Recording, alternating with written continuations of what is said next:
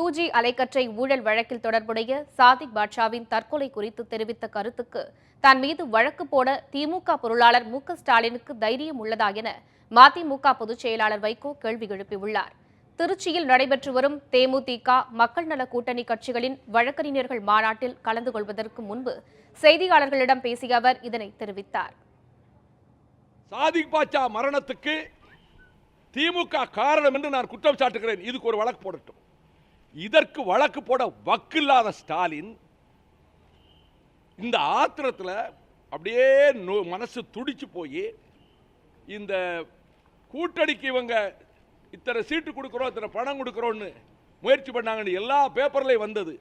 அதுக்கே மேலே மானநஷ்ட வழக்கு போடுறாங்களே.